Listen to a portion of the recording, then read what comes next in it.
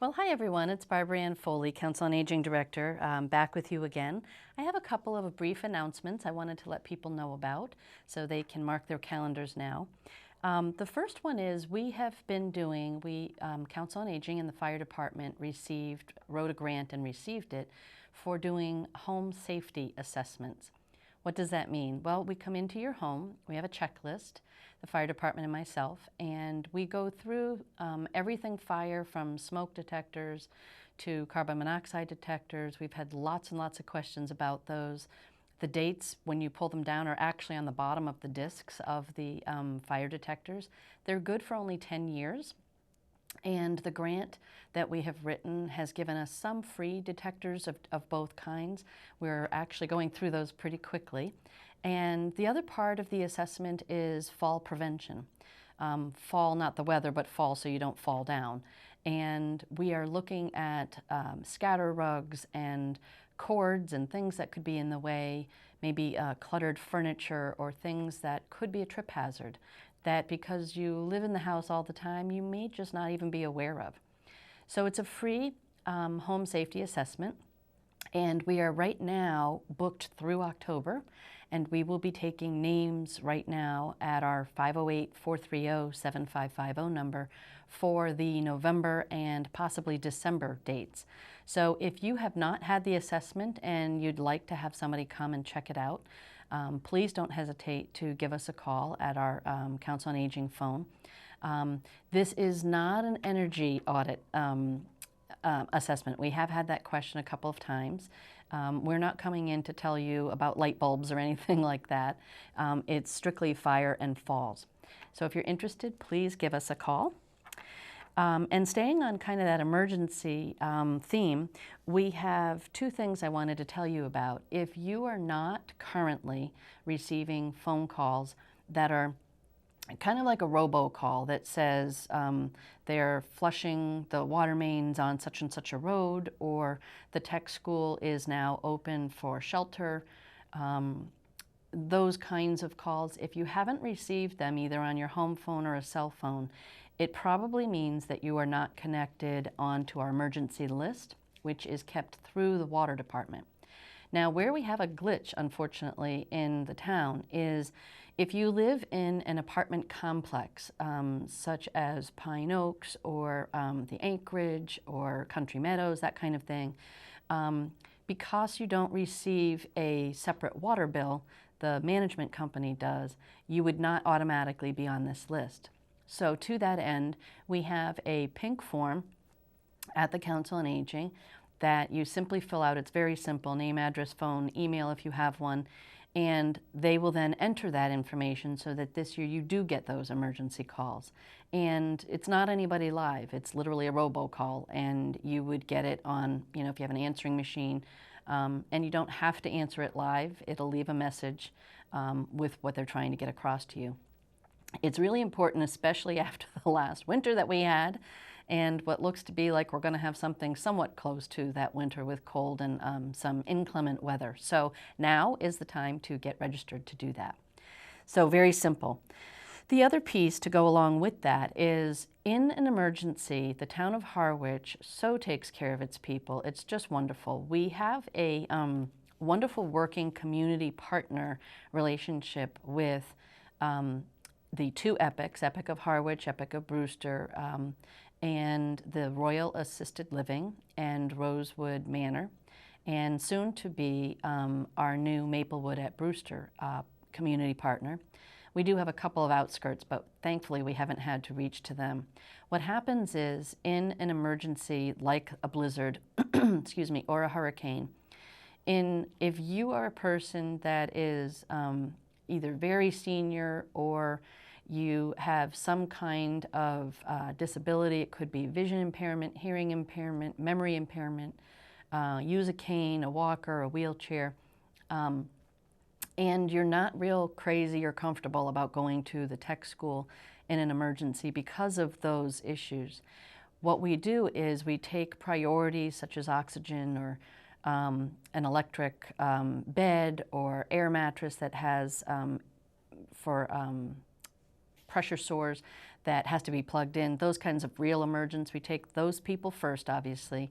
And what we do is we call the facilities and say, do you have any beds available? They tell us we have 1, we have 5, we have 10, whatever they have. We then go through our emergency list and call those people and say, the Cranberry Coach van is ready to pick you up in 20 minutes or 30 minutes. Please make sure you have your bag ready to go. And then the van will actually come and get you and bring you to those facilities. The facilities have been awesome. They do not charge you, they do not charge the town. However, you need to be self-contained, meaning that they will give you 3 meals a day and the bed, but you need to bring your own medication and your own entertainment. You know, you can bring a computer or a iPhone or books or crossword puzzles or whatever you do that you would keep yourself busy at home. And when the event is over and power comes back on, the Cranberry Coach will pick you back up again and bring you back to your home. So we're not going to bring you back to a cold house or, you know, power not on again. And you're not going to be stuck there either for a whole week. They're just kind enough to get us literally through the storm. So if you are someone that fits that category and you are by yourself or husband and wife and you want to be on that list, you need to give me a call directly, Barbara Ann Foley, at that 430-7550 number. And I'll just take your name, address, and information that I would need to know to let the facility know. It really is that simple. So those 2 things, the emergency robocall form and the other list, which is to go to a facility. And now on to our police. October 5th, coming up from 3 o'clock to 5 o'clock, you can come and meet our new police chief, David Gilmet.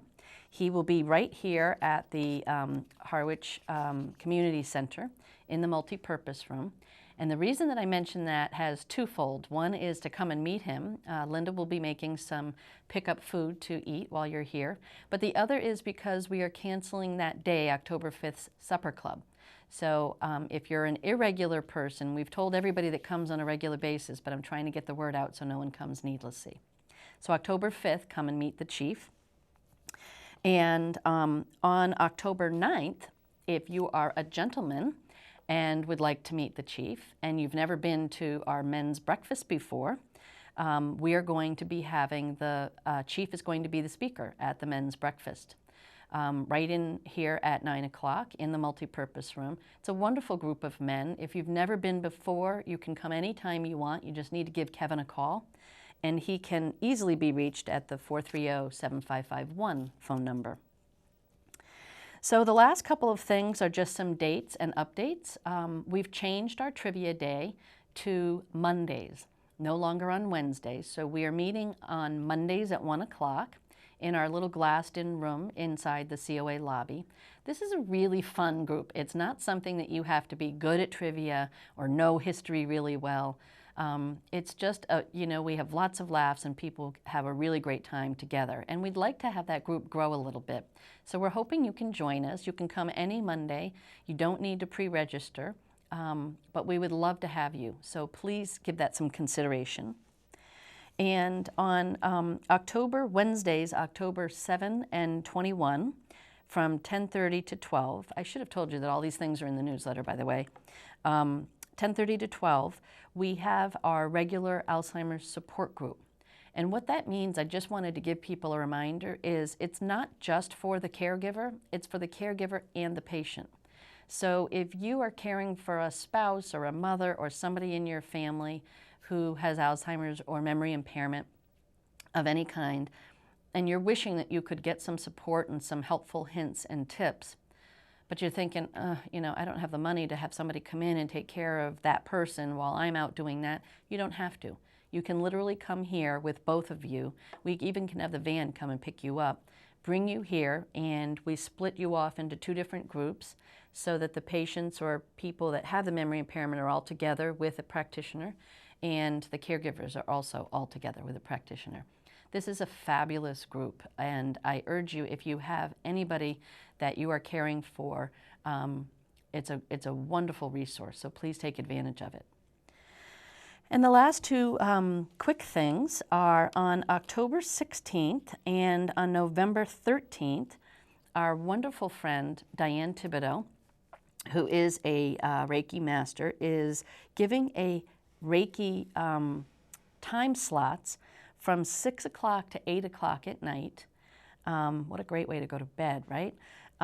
For caregivers. So if you are a caregiver, again, the same scenario. If you're a caregiver and you want to bring the patient, both of you can come. She has several practitioners that in the multi-purpose room, if we have enough, will be, the lights will be dimmed down. It'll be a nice quiet atmosphere with some beautiful music in the background. And in the multi-purpose room, it is all free. And the treatments are voluntarily provided by Diane and other practitioners that she has trained at.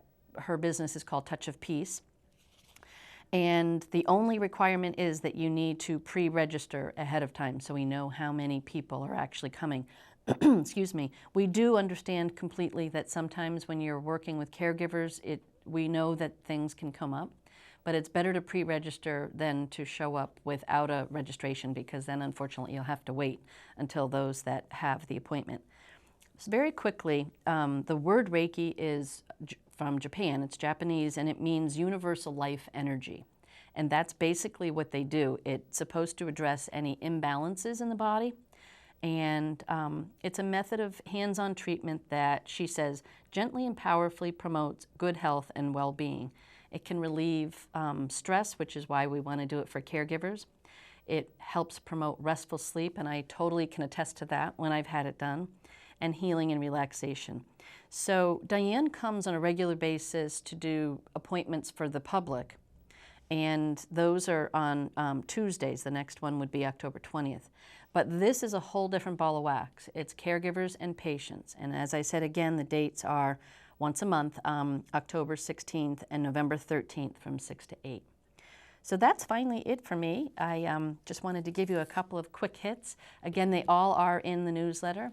Again, if you're not getting the newsletter, please give us a call at the council and we'll get a form out to you so you do get the newsletter and know all the fun facts that are coming on. And as always, if you have any questions, don't hesitate to call us. Thank you for tuning in.